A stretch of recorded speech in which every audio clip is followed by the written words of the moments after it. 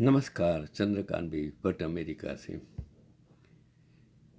हर इंसान उसको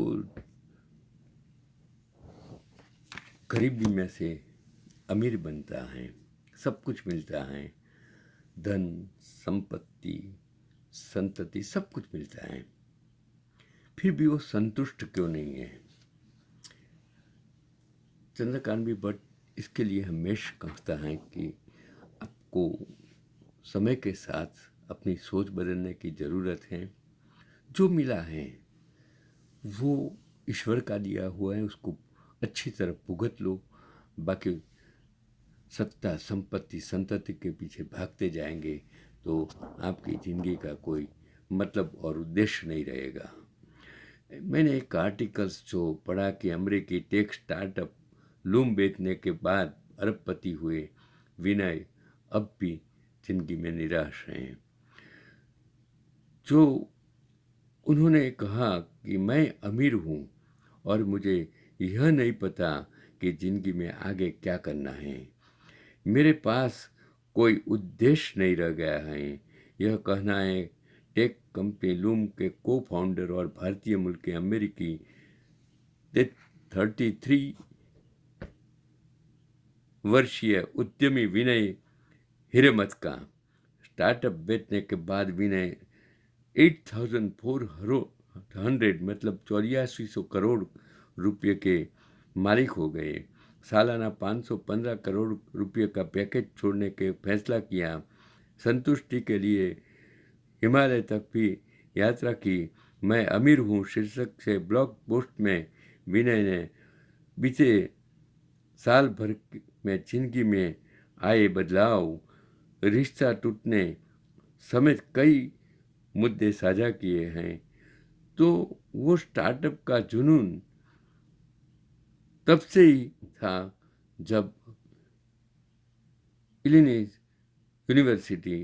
यूनिवर्सिटी से सॉफ्टवेयर इंजीनियर कर रहा था। 2 साल बाद ही कोर्स छोड़कर सोशल मीडिया पर स्टार्टअप बैंक प्लान ज्वाइन कर दिया। यह ऐसा प्लेटफॉर्म है जो समान रुचि वालों को जोड़ता है। यहीं पर जो थॉमस और शाहिद खान से मुलाकात हुई। हमने लूम को नींव रखी। यह वीडियो शेयरिंग प्लेटफॉर्म है जो यूजर्स को शॉर्ट फॉर्म वीडियो बनाने व शेयर करने की सुविधा देता है। वह 2 लाख बिजनेस और 1.4 करोड़ यूजर्स को सेवाएं दे रहा है और लूम की शुरुआत संघर्ष भरी थी। इसके दिवालिया होने में 2 हफ्ते ही बचे थे। मैंने कंपनी बचाने के लिए क्रेडिट कार्ड्स की पूरी ताकत लगा दी और टीम को 0 से 250 कर्मचारी यूजर बैंक 3 करोड़ तक पहुंचा दिया। 1700 करोड़ की फंडिंग जुटाई और 2018 की फोर्ब्स 30 अंडर 30 लिस्ट में उनका भी नाम था। 2023 में मल्टीनेशनल सॉफ्टवेयर दिग्गज एटलसियन ने लूम को 8,400 करोड़ में खरीद लिया और तभी से उसकी ज़िंदगी बदल गई। जीवन में घना कोहरा है। इतना निराश हूँ कि लगता है कि मेरे पास काम नहीं रहेगा। अब पैसे कमाने का या स्टेटस कायम रखने की इच्छा नहीं रह गई है। पूरी तरह आज़ाद हूँ पर पता नहीं है कि आगे क्या करें।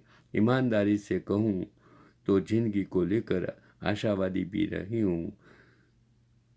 गर्लफ्रेंड के ने साथ छूट गया।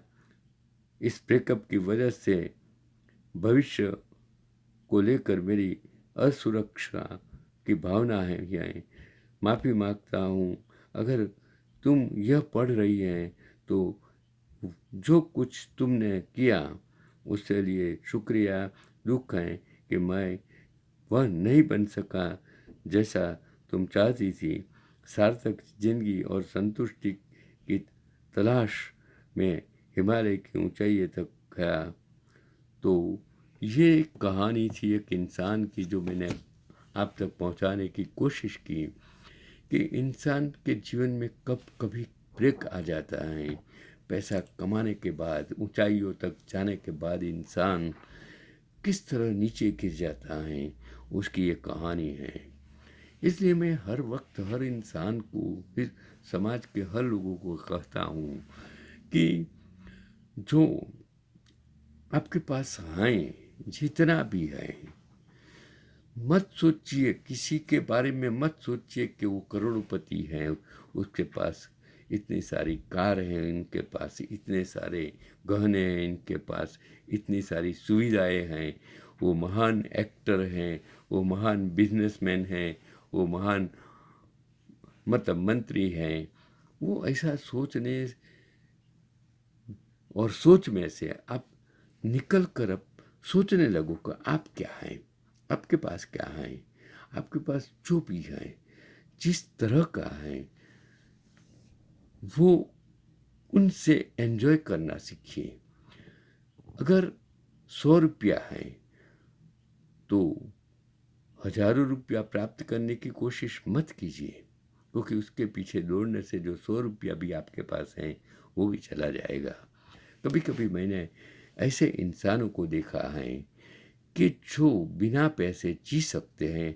उसमें आप मेरा नाम भी लिख सकते हो कि यहाँ अमेरिका में आकर भी मुझे ईश्वर ने जो दिया है उसमें मुझे पैसों की ज़रूरत नहीं पड़ती है। संतुष्टि जीवन में सबसे बड़ी चीज़ होती है। लेकिन हर इंसान, इवन उसके पास सब कुछ होता है, गाड़ी है, बंगला है, नौकर चाकर है, सब कुछ है, खाना पकाने वाले लोग हैं, जो लोग उसके आगे पीछे घूमते हैं। इतना होने के बावजूद अगर अगर अगर उसको डायबिटीज़ है, वो खा नहीं सकता है, वो चल नहीं सकता है, वो व्हील चेयर पर घूमता है, तब उसकी ज़िंदगी का कोई मतलब क्या है वो आपको समझना है। लेकिन ऐसे भी इंसान हैं जो विकलांग हैं, अंधे, बचपन से अंधे हैं, फिर भी जिस तरह जीते हैं वो मैंने देखा है, क्योंकि वो अपने आप को संतुष्ट मानते हैं कि मैं जिंदा हूँ। ऐसे भी इंसान मैंने मेरी ज़िंदगी में देखा कि गरीबी में, इतने गरीबी में जीते हैं, पहनने के लिए कपड़े नहीं हुए, खाने के लिए अनाज नहीं है, फिर भी जिस तरह जीते हैं और उसके पास जो संतुष्टि है, विश्वास है, धगश है, हिम्मत है, इसकी वजह से वो लोग जीते हैं। इतना सारी इतनी बड़ी दुनिया में कितने सारे लोग हैं। वो आज जो इलाहाबाद, जो मतलब धर्म स्थान स्नान करने जाते हैं, पाप धोने जाते हैं, स्नान करके पवित्र बनने की कोशिश करते हैं, मंदिरों में जाते हैं, प्रसाद चढ़ाते हैं। और आज का ये कुंभ के मेले में इतने हरे करोड़ों करोड़ों लोग गए, उसमें भगदड़ में कितने सारे लोग मर गए। क्या उसकी ज़िंदगी वापस आने वाली है? ये लोग क्यों गए? कौन सा पाप किया था? ये ऐसा पाप किया था कि इस भगदड़ में इसकी ज़िंदगी बुरी तरह खत्म हो गई, रोते रोते मर गए। उसकी ज़िंदगी का अंत कैसा हुआ होगा, वो आपको सोचने की ज़रूरत है। यही आज का मेरा पैगाम है कि जो आपके पास हैं, जितना भी है, जो मिला है, उसको एंजॉय करना चाहिए। यही है आज का पैगाम। चंद्रकांत भाई भट्ट, अमेरिका से।